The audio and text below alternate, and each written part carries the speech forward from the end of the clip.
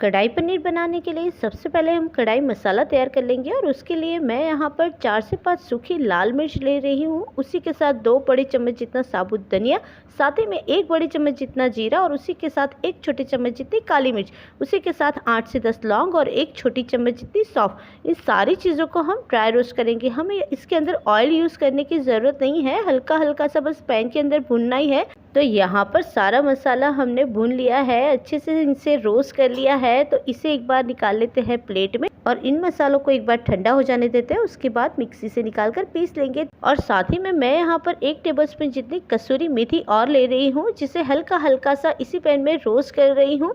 कसूरी मेथी को हमें ज़्यादा रोस्ट नहीं करना है, हार्डली 10-15 सेकंड के लिए रोस्ट करना है। तो यहाँ पर कसूरी मेथी रोस्ट हो गई है। तो आइए अब तैयार कर लेते हैं जो कढ़ाई पनीर की वेजिस है ना उसे। तो मैंने यहाँ पर पैन में हल्का सा ऑयल डाल दिया है। उसी के साथ जो प्याज है उसके जो ऊपर वाले टुकड़े हैं वो ले लिए हैं।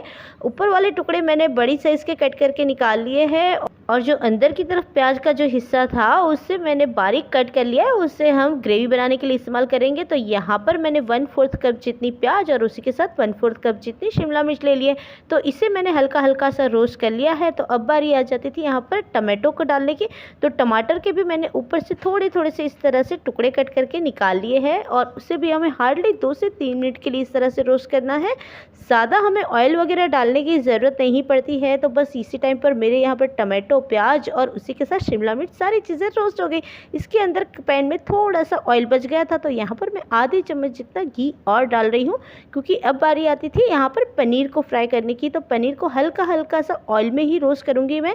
उसी के साथ डाल दी थी थोड़ी सी मैंने हल्दी पाउडर, और जिसकी वजह से हमारे पनीर का कलर जो है वो और भी अच्छा आएगा। तो यहाँ पर मैंने करीब 200 ग्राम जितना पनीर ले लिया है, जिसको मैंने कुछ इस तरह से बड़ी साइज़ में कट कर लिया है। ज़्यादा छोटे छोटे पनीर के टुकड़े नहीं करने हैं। कढ़ाई पनीर के अंदर पनीर के पीसेस थोड़े से बड़ी साइज़ के ही रखे जाते हैं। तो पनीर यहाँ पर मेरा रोस्ट हो रहा है और बहुत ही बढ़िया तरीके से रोस्ट हो गया। घी में फ्राई किया हुआ पनीर वैसे भी ज़्यादा टेस्टी लगता है। तो पनीर रोस्ट हो गया है, इसे ले लेते हैं एक बार बाहर। और उसी के साथ लगा दी है मैंने कढ़ाई के अंदर अब हम लगाने वाले हैं तड़का, क्योंकि अब बनाएंगे हम ग्रेवी। तो उसके लिए मैंने यहाँ पर 1 छोटे चम्मच जितना तेल और उसी के साथ 2 बड़े चम्मच जितना घी डाला है। ये वाली सब्जी हम घी के अंदर तैयार करेंगे। उसी के साथ 1 छोटे चम्मच जितना जीरा डाल दिया है। तो जीरा जैसे ही तड़क जाए उसके अंदर मैंने यहाँ पर ये जो प्याज थी ना वो डाल दी है। प्याज मैंने बिल्कुल बारीक कट करी हुई ली थी और यहाँ पर मैंने करीब 2 बड़े प्याज लिए हुए थे। उसी के साथ जो बड़े पीसेस निकाल लिए थे, उसके बाद जो छोटी वाली प्याज बची हुई थी ना वो भी ले ली। तो प्याज को अब हम अच्छे से भून लेंगे और उसी के साथ उसे भूनने के लिए मैं यहाँ पर डाल रही हूँ थोड़ा सा नमक, ताकि हमारी प्याज जो है वो जल्दी से सॉफ्ट भी हो जाए और भुन भी जाए। तो उसी के साथ आप देख लीजिए उसके अंदर थोड़ा सा घी भी रिलीज हो गया। तो इसी टाइम पर मैंने यहाँ पर 1 छोटे चम्मच जितना अदरक लहसुन का पेस्ट भी डाल दिया था। इसे भी अच्छे से भून लेंगे। तो भूनते वक्त आप ज़रूर ध्यान रखिएगा कि जो हमारा अदरक लहसुन है वो नीचे की तरफ चिपक न जाए। तो यहाँ पर हमारी जो प्याज, अदरक, लहसुन सारी चीज़ें अच्छे से रोस्ट हो गई थी। तो मैंने यहाँ पर 2 से 3 बड़ी साइज़ के टमाटर जो थे उसे मिक्सी से पीस कर उसकी प्योरी तैयार कर ली थी और उसे डाल दिया। इन सारी चीज़ों को अच्छे से मिक्स करके अब हम करीब 3 से 4 मिनट के लिए इसे ऐसे ही कुक हो जाने देंगे। 3-4 मिनट के बाद प्याज और टमाटर की ग्रेवी जो है वो हल्की हल्की सी पकनी शुरू हो गई थी, उसके घी भी रिलीज होना शुरू हो गया था। तो यहाँ पर मैंने इसी टाइम पर सारे मसाले डालने शुरू कर दिए। उसमें मैंने डाल दिया 1 बड़ी चम्मच जितना धनिया पाउडर, 1 छोटी चम्मच जितना कश्मीरी लाल मिर्च पाउडर, 1 छोटी चम्मच जितना हल्दी पाउडर। हाँ, यहाँ पर मैंने कढ़ाई मसाला जो हमने अभी तैयार किया था ना उससे 3 बड़े चम्मच जितना डाला हुआ, क्योंकि हम अभी कोई बाहर का मसाला इस्तेमाल नहीं कर रहे। उसी के साथ डाल दिया था थोड़ा सा नमक और अब हम इसे थोड़ा सा इसी तरह से भून लेंगे ताकि जो हमारे मसाले हैं सारे अच्छे से पक जाए। वैसे हमने जो हमारा मसाला है कढ़ाई मसाला उसे तो लगभग रोस्ट करके ही डाला हुआ है। इससे के अलावा फिर भी हम 1 से 2 मिनट के लिए ऐसे ही कुक हो जाने देंगे। तो यहाँ पर 1 से 2 मिनट मैंने कुक करने के बाद इसे खोल के देखा तो पूरे रूम के अंदर खुशबू ही खुशबू हो गई थी। और उसी के साथ अब डाल दिया मैंने हल्का सा गुनगुना पानी।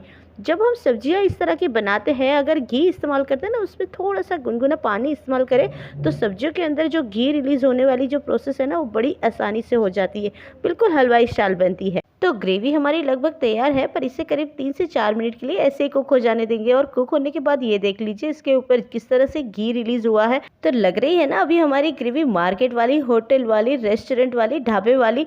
तो अगर इस तरह से बनाएंगे ना तो ये सब्जी में ऐसे ही मज़े हो जाएंगे। तो इसी के साथ अब बारी आ जाती थी जो हमने वेजेस से इस तरह से जो रोस्ट करी हुई थी ना वो डालने की। उसी के साथ जो पनीर रोस्ट किया था वो भी मैंने डाल दिया। सारी चीज़ें डाल लेते हैं और उसी के साथ जो रोस्ट की हुई कसूरी मेथी थी ना उसको हल्का सा हाथ से रब करके थोड़ा सा इसका पाउडर बना लेंगे और फिर इसे भी डाल देंगे। इससे इसका स्वाद दुगना हो जाता है। उसी के साथ जो खुशबू है वो बिल्कुल मार्केट वाली और हो जाती है, क्योंकि इन सारी सब्जियों के अंदर अगर कसूरी मेथी का इस्तेमाल किया जाए तो ये और भी ज़्यादा स्वादिष्ट लगती है। अब इसे हम ढककर करीब 2 से 3 मिनट के लिए और कुक हो जाने देते हैं। 2 से 3 मिनट हो गए हैं और हमारी सब्जी बनकर बिल्कुल रेडी हो गई है। ढक्कन खोले बिना भी इस बार तो खुशबू पूरे किचन और पूरे घर में फैल गई थी। उसी के साथ जो हमारा पनीर है वो और भी ज़्यादा सॉफ्ट हो गया है। तो अब हमारी सब्जी बिल्कुल रेडी हो गई है। जल्दी से इसे सर्व कर लेते हैं। तो सर्व करने के लिए मैंने यहाँ पर प्लेटिंग कर ली थी। बिल्कुल भी नहीं रहा जा रहा था। इस सब्जी को आप बनाने के बाद पराठे के साथ, नान के साथ, तंदूरी रोटी के साथ, एक्चुअली तंदूरी रोटी के साथ तो बहुत ही ज़्यादा टेस्टी लगती है ये वाली सब्जी। तो बनाइए इसे, एंजॉय कीजिए और हाँ, सब्सक्राइब ज़रूर कर दीजिएगा।